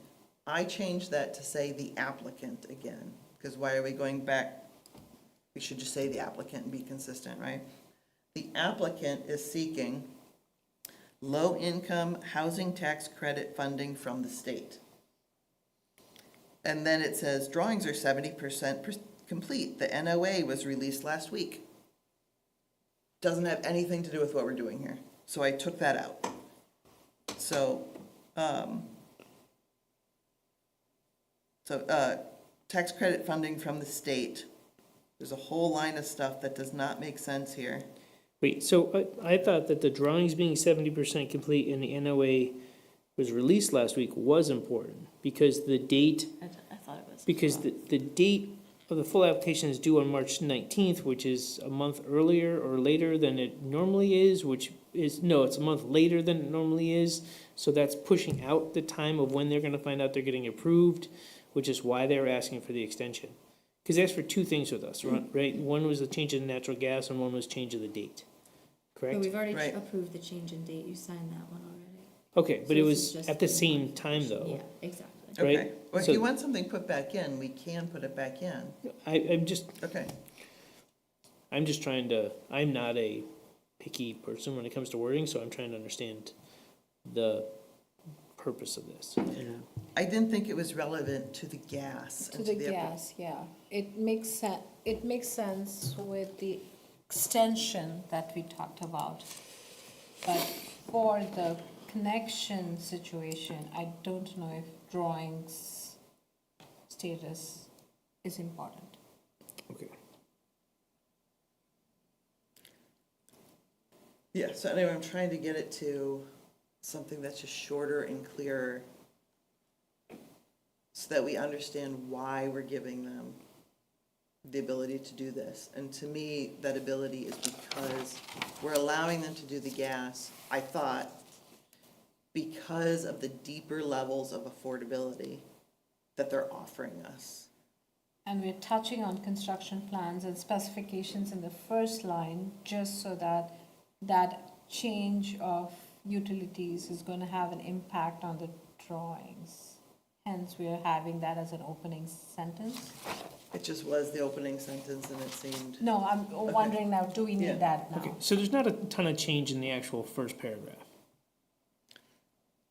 right, and I added in, Well, I think the way this is reading past that is, I could not understand what was being said here. But that's a little more crisper, if you will. It has all the same, like like the last line, instead of saying Mr. Grant, it says the applicant, but it's the same square footage. The 60 at 60% AMI is all the same.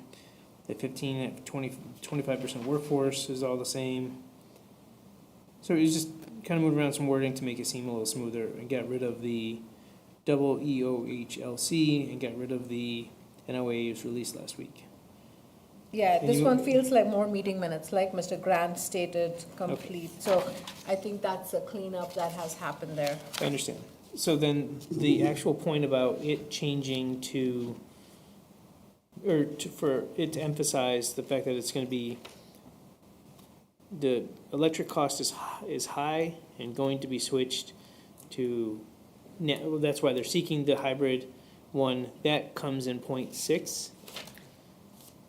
yeah, so, so five and, I combined 5 and 6 into one. So it's kind of like, okay, here, number four says what we wrote in the actual decision.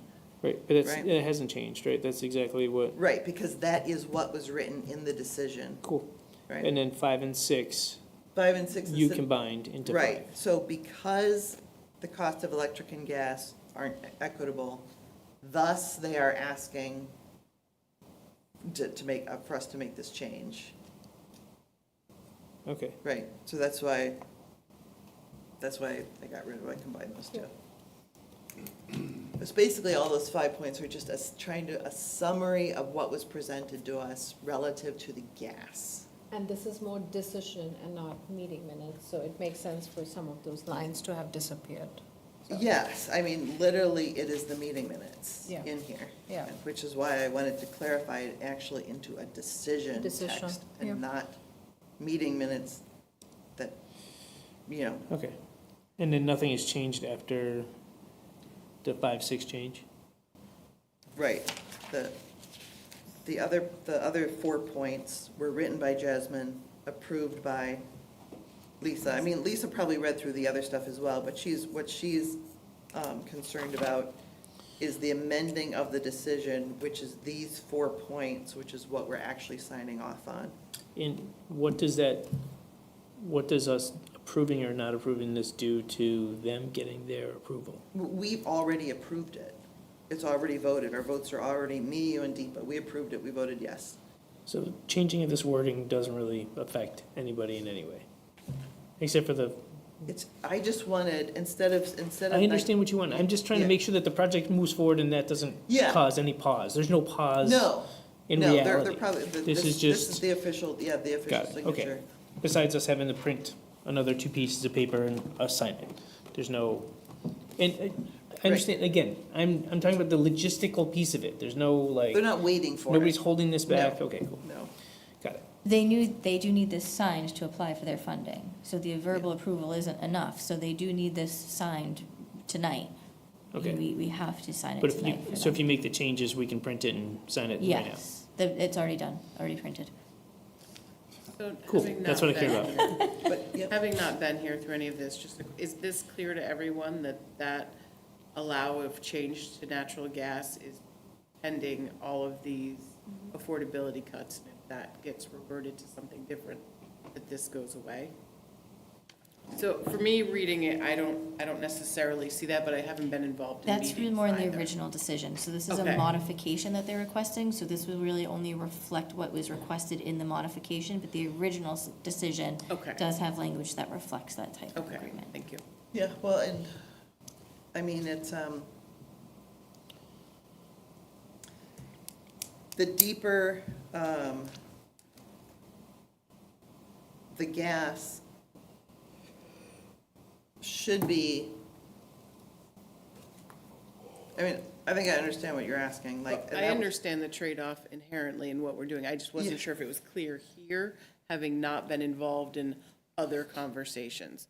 If you're saying there's another thing that already made that very clear, that this trade is based on these cuts, and if these cuts, you don't get the funding and you don't make these cuts, it's electric. Yeah, no, that Okay. is, I mean, So the point 3 on that deliberation kind of hints to that, if, until somebody else is not reading it that way. That Well- tells you that it goes back to electric, Well, which is the. point 3 just says it goes back to passive house, which passive house does allow an exclusion for hot water and cooking. So that doesn't say Wait, that where is the passive house note? on. No, the next deliberation, following deliberation, the board voted in favor of Right. that so section. If it becomes,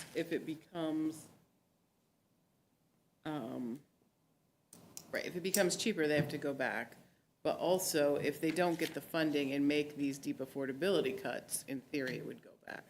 That's the part that I didn't think was clear, which could have been made clear in an original decision that I'm not privy to. So that's the only thing I wanted to. what did Lisa comment on that? Because that was my question as well. She didn't make any specific comments. I said, would this, hold up with the legality of it? And she read it and said, yes, this should, but I can, if you want to add that, change that language in some way. But I would sign it tonight regardless and have Lisa review it afterward, so as not to, if the applicant doesn't get this funding because they don't have this decision, that's, Right. doesn't look great for the town.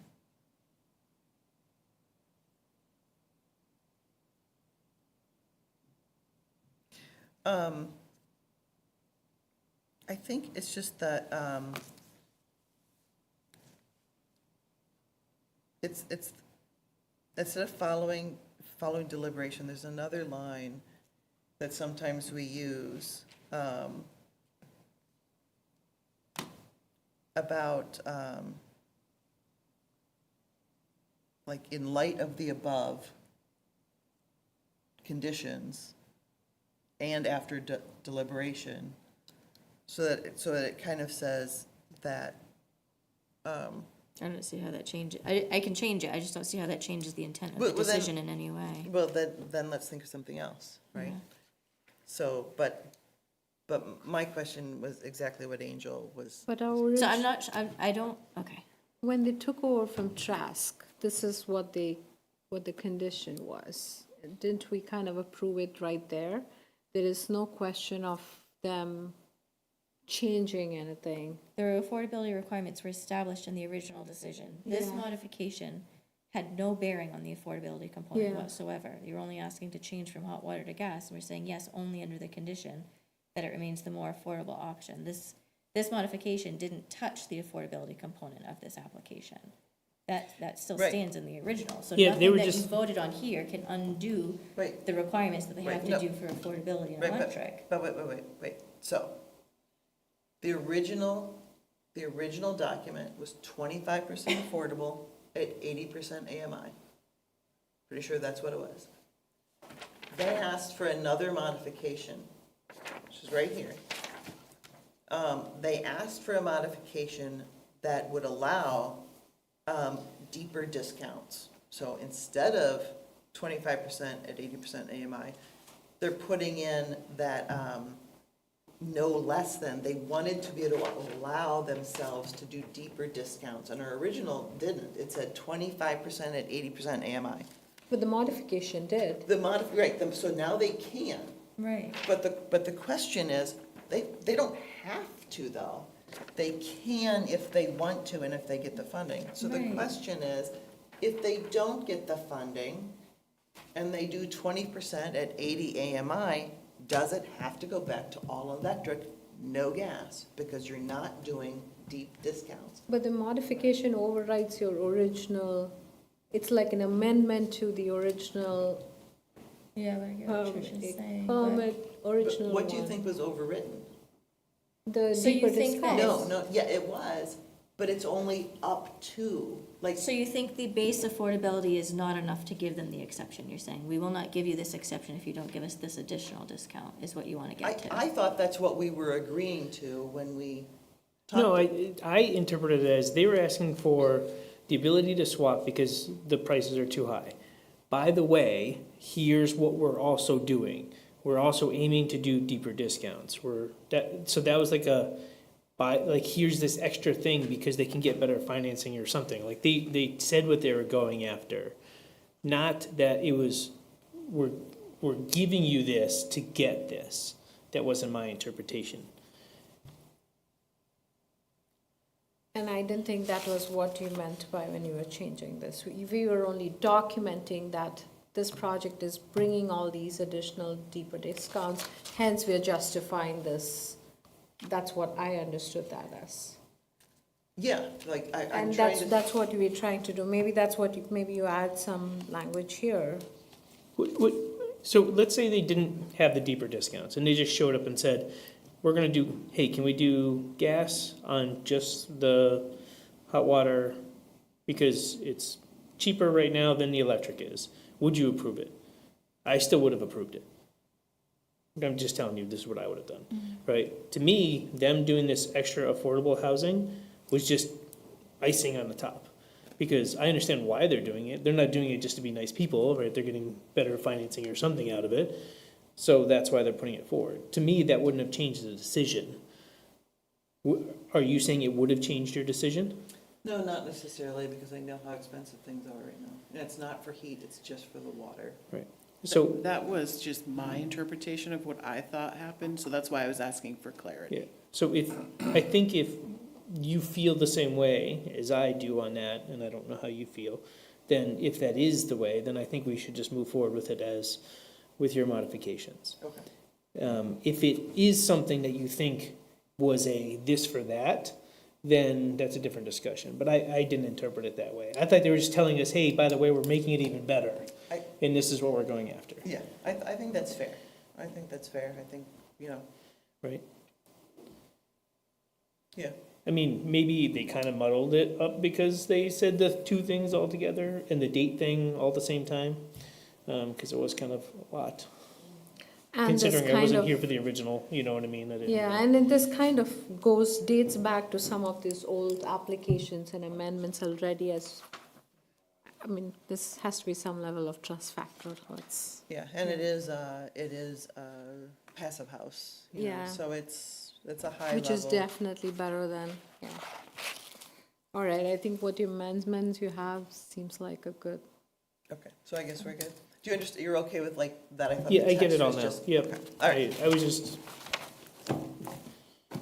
I don't like doing work if I don't need to do work, so like, you wordsmithing something to get, which I get, and I like that there's somebody who's like that on the board, so like, I love it's that. my pet peeve, Yeah, yeah, things sounding. like how you not- said you wanted not to do like sounding well. bylaw changes, I'm like, nope.